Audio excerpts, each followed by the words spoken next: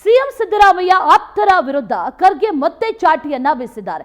ಬಹಿರಂಗವಾಗಿ ಹೇಳಿಕೆಯನ್ನ ಕೊಡಬೇಡಿ ಅಂತ ಕೆಎನ್ ರಾಜಣ್ಣಗೆ ತಾಕೀತು ಮಾಡಿದ್ದಾರೆ. ಈಗಾಗಲೇ ಒಂದಷ್ಟು ಬಹಿರಂಗ ಹೇಳಿಕೆಗಳನ್ನ ಕೆಎನ್ ರಾಜಣ್ಣ ನೀಡ್ತಾನೆ ಇದ್ದಾರೆ. ಈಗ ಖರ್ಗೆ ವಾರ್ನ್ ಮಾಡಿದ್ದಾರೆ. ಕೆಪಿಸಿಸಿ ಅಧ್ಯಕ್ಷರ ಬದಲಾವಣೆಯ ಬಗ್ಗೆ ಯಾರು ಮಾತಾಡಬೇಡಿ, ಸೂಕ್ತ ಸಮಯದಲ್ಲಿ ಹೈಕಮಾಂಡ್ ನಿರ್ಧಾರವನ್ನ ಮಾಡುತ್ತೆ. ಕೆಎನ್ ರಾಜಣ್ಣಗೆ ಮಲ್ಲಿಕಾರ್ಜುನ ಖರ್ಗೆ ಖಡಕ್ ವಾರ್ನಿಂಗ್ ಕೊಟ್ಟಿದ್ದಾರೆ. ಅಧ್ಯಕ್ಷರ ಬದಲಾವಣೆಯ ಬಗ್ಗೆ ಯಾವುದೇ ರೀತಿಯ ಹೇಳಿಕೆಗಳನ್ನ ಕೊಟ್ಟು ಗೊಂದಲವನ್ನ ಸೃಷ್ಟಿ ಮಾಡಬೇಡಿ ಅಂತ ಎಚ್ಚರಿಕೆಯನ್ನ ನೀಡಿದ್ದಾರೆ. ಡಿಕೆಶಿಯಿಂದ ಎಐಸಿಸಿ ದುರ್ಬಳಕೆ ಅಂತ ದೂರಿದ್ರು ರಾಜಣ್ಣ. ಈ ರೀತಿಯಾದಂತಹ ಹೇಳಿಕೆಗಳನ್ನು ಕೊಡೋದ್ರಿಂದ ಪಕ್ಷಕ್ಕೆ ಡ್ಯಾಮೇಜ್ ಆಗ್ತಾ ಇದೆ.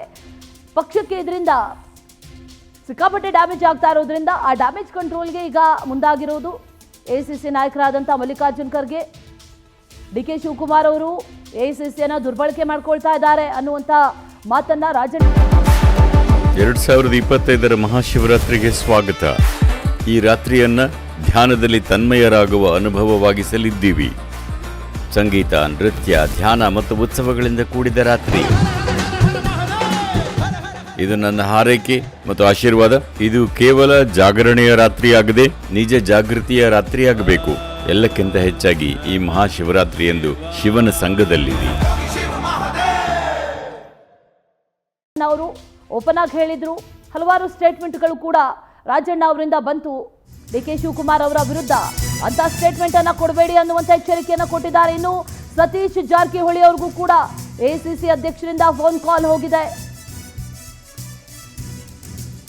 ಎಐಸಿಸಿ ಅಧ್ಯಕ್ಷರ ಮಾತಿಗೆ ಈಗ ಸೈಲೆಂಟ್ ಆಗಿದ್ದಾರೆ. ದೂರವಾಣಿ ಮೂಲಕ ಸತೀಶ್ ಜಾರಕಿಹೊಳಿ ಅವ್ರಿಗೂ ಕೂಡ ಕರೆ ಮಾಡಿದ್ದಾರೆ ಅನ್ನುವಂಥ ಮಾಹಿತಿ. ನೀನು ಪಕ್ಷಕ್ಕೆ ನಿಯತ್ತಾಗಿರುವಂಥ ಮನುಷ್ಯ, ಏನಪ್ಪಾ ನೀನೇ ಹೀಗೆ ಮಾಡ್ತೀಯಾ ಅನ್ನುವಂಥ ನಿಟ್ಟಿನಲ್ಲಿ ಮಾತಾಡಿದ್ದಾರೆ. ನಮ್ಮಿಬ್ಬರ ಸಿದ್ಧಾಂತ, ಧ್ಯೇಯ ಒಂದೇ ಆಗಿದೆ.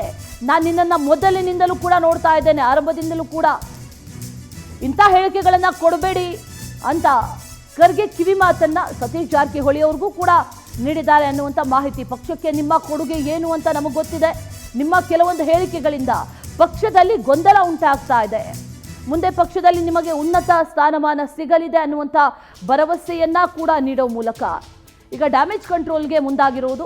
ಕೆ ಶಿವಕುಮಾರ್ ಪ್ಲಾನ್ ಕೂಡ ಒಂದು ರೀತಿಯಲ್ಲಿ ವರ್ಕೌಟ್ ಆಗಿದೆ ಅನ್ನುವಂಥ ವಿಚಾರ ಕೂಡ ಗಮನಿಸ್ತಾ ಇದ್ದೀವಿ. ಅವರು ಕೂಡ ಎಐಸಿಸಿ ಬಳಿ ಹೋಗಿ ಹೈಕಮಾಂಡ್ ನಾಯಕರ ಬಳಿ ಒಂದಷ್ಟು ದೂರನ್ನ ಕೂಡ ಕೊಟ್ಟಿದ್ರು. ಬಣಬಡಿದಾಟ ತೀವ್ರವಾಗ್ತಾ ಇದೆ ಒಂದು ಕಡೆ, ಮತ್ತೊಂದು ಕಡೆಯಲ್ಲಿ ಸ್ಟೇಟ್ಮೆಂಟ್ಗಳು ಕೂಡ ಬರ್ತಾ ಇದೆ. ಇದೆಲ್ಲದಕ್ಕೂ ಕಂಟ್ರೋಲ್ ಮಾಡುವಂಥ ನಿಟ್ಟಿನಲ್ಲಿ ಈಗ ಎಐಸಿಸಿ ಅಧ್ಯಕ್ಷರಾದಂಥ ಖರ್ಗೆ ಒಂದಷ್ಟು ವಾರ್ನ್ ಕೊಟ್ಟಿದ್ದಾರೆ, ಎಚ್ಚರಿಕೆಯನ್ನು ಕೊಟ್ಟಿದ್ದಾರೆ ಅನ್ನುವಂಥ ಮಾಹಿತಿ. ಮತ್ತಷ್ಟು ಡೀಟೇಲ್ಸ್ ಅನ್ನ ನೀಡ್ತಾರೆ ನಮ್ಮ ಪ್ರತಿನಿಧಿ ಆನಂದ್. ನೇರ ಸಂಪರ್ಕದಲ್ಲಿ ಜಾಯಿನ್ ಆಗ್ತಾ ಇದ್ದಾರೆ. ಆನಂದ್, ಗಮನಿಸ್ತಾ ಇದ್ದೀವಿ ಈಗಾಗಲೇ ಹೈಕಮಾಂಡ್ ವರ್ಗೂ ಕೂಡ ಹೋಗಿದೆ ಈ ಬಡಿದಾಟದ ವಿಚಾರ. ಆ ನಿಟ್ಟಿನಲ್ಲಿ ಡಿಕೆ ಶಿವಕುಮಾರ್ ಕೂಡ ಒಂದಷ್ಟು ಪ್ಲಾನ್ ಮಾಡ್ಕೊಂಡಿದ್ದಾರೆ. ಆ ಪ್ಲಾನ್ ವರ್ಕೌಟ್ ಆಗಿದೆ ಅನ್ನುವಂಥ ರೀತಿಯಲ್ಲಿ ಕಾಣಿಸ್ತಾ ಇದೆ. ಏನೇನು ಹೇಳಿದ್ದಾರೆ ಖರ್ಗೆ, ಯಾವ ರೀತಿ ಎಚ್ಚರಿಕೆಯನ್ನು ಕೊಟ್ಟಿದ್ದಾರೆ, ಇಲ್ಲಾದರೂ ಸ್ಟಾಪ್ ಆಗುತ್ತಾ ಈ ಹೇಳಿಕೆಗಳು, ಏನೇನು ಡೀಟೇಲ್ಸ್ ಇದೆ ಆನಂದ್? ಅಶ್ವಿನಿ, ಪ್ರಮುಖವಾಗಿ ಕೆಪಿಸಿಸಿ ಅಧ್ಯಕ್ಷರ ಬದಲಾವಣೆ ಕುರಿತು ಪದೇ ಪದೇ ಕೆಎನ್ ರಾಜಣ್ಣ, ಸತೀಶ್ ಜಾರಕಿಹೊಳಿ ಅವರು ಏನು ಮಾತನಾಡ್ತಾ ಇದ್ರು, ಇದರಿಂದ ಖರ್ಗೆ ಅವರು ಮತ್ತಷ್ಟು ಗರಂ ಆಗಿರ್ತಕ್ಕಂಥದ್ದು. ಈ ಹಿನ್ನೆಲೆಯಲ್ಲಿ ರಾಜಣ್ಣ ಅವರಿಗೆ ಖುದ್ದು ಫೋನ್ ಮಾಡಿ ತರಾಟೆಯನ್ನ ತೆಗೆದುಕೊಂಡಿದ್ದಾರೆ. ಈ ರೀತಿ ಒಂದು ಸ್ಟೇಟ್ಮೆಂಟ್ಗಳನ್ನು ಕೊಡೋದ್ರಿಂದ ಪಕ್ಷ ಮತ್ತೆ ಸರ್ಕಾರದಲ್ಲೂ ಕೂಡ ಗೊಂದಲದ ವಾತಾವರಣ ಉಂಟಾಗುತ್ತೆ. ಈ ರೀತಿ ಕೊಡೋದು ಸರಿಯಲ್ಲ. ಏನೇ ಬದಲಾವಣೆ ಇದ್ರೂ ಕೂಡ ಹೈಕಮಾಂಡ್ ಹಂತದಲ್ಲಿ ಆಗುತ್ತೆ. ನಾವು ಅದರ ಬಗ್ಗೆ ಸೂಕ್ತ ಸಮಯದಲ್ಲಿ ತೀರ್ಮಾನ ಮಾಡ್ತೀವಿ. ಇನ್ನು ಮುಂದೆ ಈ ರೀತಿ ಒಂದು ಬಹಿರಂಗವಾದಂಥ ಹೇಳಿಕೆಗಳನ್ನು ಕೊಡಬಾರದು ಅಂತ ಸ್ಪಷ್ಟವಾಗಿ ಖರ್ಗೆ ಅವರು ವಾರ್ನಿಂಗ್ ಅನ್ನ ಕೊಟ್ಟಿರ್ತಕ್ಕಂಥದ್ದು.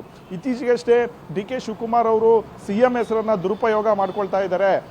ದಿನ ಬೆಳಗಾದ್ರೆ ಅವ್ರ ಹೆಸರನ್ನ ಹೇಳೋದು, ಇವರು ಈ ರೀತಿ ದುರುಪಯೋಗ ಮಾಡ್ಕೊಳ್ತಕ್ಕಂಥ ಒಂದು ಕೆಲಸವನ್ನ ಮಾಡ್ತಿದ್ದಾರೆ. ಡಿಕೆ ಶಿವಕುಮಾರ್ ನೇರವಾಗಿ ಕೆಎನ್ ರಾಜಣ್ಣ ಅವರನ್ನ ಉದ್ದೇಶಿಸಿ ಮಾತನಾಡಿದ್ರು. ಇದಕ್ಕೆ ಕೆಎನ್ ರಾಜಣ್ಣ ಅವರು ಕೂಡ ತೀವ್ರವಾಗಿ ಅಸಮಾಧಾನಗೊಂಡು ಎಐಸಿಸಿಯನ್ನ ದುರ್ಬಳಕೆ ಮಾಡ್ಕೊಳ್ಳೋದನ್ನ ಡಿಕೆ ಶಿವಕುಮಾರ್ ಅವರು ಬಿಡಬೇಕು. ಪ್ರತಿಯೊಂದು ಸಣ್ಣ ಪುಟ್ಟ ವಿಚಾರಕ್ಕೂ ಕೂಡ ಎಐಸಿ ಕಡೆ ತೋರಿಸ್ತಾರೆ. ಅವರೇನು ಇಂಥ ವಿಚಾರಗಳಿಗೆಲ್ಲ ಪದೇ ಪದೇ ಒಂದು ಡೈರೆಕ್ಷನ್ ಅನ್ನ ಕೊಡೋದಕ್ಕೆ ಸಾಧ್ಯನಾ ಅನ್ನೊಂದು ಪ್ರಶ್ನೆಯನ್ನ ಮಾಡಿದ್ರು. ಆ ಮೂಲಕ ಎಐಸಿಸಿ ಅಧ್ಯಕ್ಷ ಖರ್ಗೆ ಅವರ ವಿರುದ್ಧನೂ ಕೂಡ ಕೆಎನ್ ರಾಜಣ್ಣ ಅವರು ಬಹಿರಂಗವಾಗಿ ಮಾತನಾಡಿದ್ರು. ಇದರಿಂದ ಕೋಪಗೊಂಡಿರ್ತಕ್ಕಂಥ ಖರ್ಗೆ ಅವರು ಈಗ ಕೆಎನ್ ರಾಜಣ್ಣ ಅವರಿಗೆ ಒಂದು ವಾರ್ನಿಂಗ್ ಅನ್ನ ಕೊಟ್ಟಿರ್ತಕ್ಕಂಥದ್ದು. ಇದೇ ಅಲ್ಲದೆ ಸತೀಶ್ ಜಾರಕಿಹೊಳಿ ಕೂಡ ಫೋನ್ ಮಾಡಿ ಒಂದು ಅಸಮಾಧಾನವನ್ನ ವ್ಯಕ್ತಪಡಿಸಿದ್ದಾರೆ. ಪ್ರಮುಖವಾಗಿ ತಾವು ಪಾರ್ಟಿಗೆ ಒಂದು ಲಾಯಲ್ ಆಗಿದ್ರಿ, ಪಕ್ಷದಲ್ಲಿ ನಿಮಗೆ ಮುಂದೆ ಉನ್ನತವಾದಂಥ ಸೂಕ್ತವಾದಂಥ ಸ್ಥಾನಮಾನಗಳು ಸಿಗುತ್ತೆ, ಜೊತೆಗೆ ನಿಮ್ಮ ಸಿದ್ಧಾಂತ ನಮ್ಮ ಸಿದ್ಧಾಂತನೂ ಕೂಡ ಒಂದೇ ಆಗಿದೆ, ಪಕ್ಷಕ್ಕೆ ನೀವು ಕೊಟ್ಟಂತ ಕೊಡುಗೆ ಏನು ಅಂತ ಹೈಕಮಾಂಡ್ಗೂ ಕೂಡ ಗೊತ್ತಿದೆ. ಆದ್ರೆ ಇಂಥ ಇಂಥ ಒಂದು ಹೇಳಿಕೆಗಳು ಮತ್ತು ಇಂಥ ಒಂದು ಚಟುವಟಿಕೆಗಳಿಂದ ಬೇರೆಯದ್ದೇ ಒಂದು ಅರ್ಥ ಹೋಗುತ್ತೆ. ಪಕ್ಷದಲ್ಲೂ ಕೂಡ ತೀವ್ರವಾದಂಥ ಒಂದು ಬಿಕ್ಕಟ್ಟು ಅಥವಾ ಭಿನ್ನಾಭಿಪ್ರಾಯಗಳು ಉಂಟಾಗುತ್ತೆ. ಹಾಗಾಗಿ ಇನ್ನು ಮುಂದೆ ಇಂಥ ಒಂದು ಹೇಳಿಕೆಗಳನ್ನು ಕೊಡಬೇಡಿ ಅನ್ನೋ ಒಂದು ಸೂಚನೆಯನ್ನು ಕೂಡ ಖರ್ಗೆ ಅವರು ಸತೀಶ್ ಜಾರಕಿಹೊಳಿ ಅವರು ಕೊಟ್ಟಿರ್ತಕ್ಕಂಥದ್ದು. ಈ ನಡುವೆ ಡಿ.ಕೆ. ಶಿವಕುಮಾರ್ ಅವರು ಇವರ ಒಂದು ಬಣದ ಚಟುವಟಿಕೆಗಳೇನಿದೆ ಈ ಬಣದ ಚಟುವಟಿಕೆಗಳ ಮೇಲೂ ಕೂಡ ತೀವ್ರವಾಗಿ ನಿಗಾ ಇಟ್ಟಿದ್ದಾರೆ. ಹಾಗಾಗಿ ಸುಮಾರು 8 ರಿಂದ 10 ಸಚಿವರನ್ನ ಕೈ ಬಿಡಬೇಕು ಅನ್ನೋ ಒಂದು ಡಿಮ್ಯಾಂಡ್ ಅನ್ನ ಹೈಕಮಾಂಡ್ ಮುಂದೆ ಇಟ್ಟಿರ್ತಕ್ಕಂಥದ್ದು. ಇದೇ ಫೆಬ್ರವರಿ 25-26ನೇ ತಾರೀಕು ದೆಹಲಿಗೆ ಹೋಗಿ ಈ ಒಂದು ಬದಲಾವಣೆ ವಿಚಾರ ಮತ್ತೆ ಸಂಪುಟದಲ್ಲಿ ಕೆಲವೊಂದು ಏನು ಪುನರ್ರಚನೆ ಆಗಬೇಕು ಆ ಒಂದು ವಿಚಾರಗಳ ಬಗ್ಗೆ ಮಹತ್ವವಾದಂತಹ ಒಂದು ಚರ್ಚೆಯನ್ನು ಕೂಡ ನಡೆಸೋದಕ್ಕೆ ಮುಂದಾಗಿದ್ದಾರೆ. ಆ ಮೂಲಕ ಒಂದೇ ಕಲ್ಲಿನಲ್ಲಿ ವಿರೋಧಿಗಳನ್ನ ಹಣಿಯೋದಕ್ಕೆ ಡಿ.ಕೆ. ಶಿವಕುಮಾರ್ ಅವರು ಪ್ಲಾನ್ ಮಾಡ್ಕೊಂಡಿದ್ದಾರೆ. Ashwini. Okay Anand, thank you ಡೀಟೇಲ್ಸ್ಗೆ.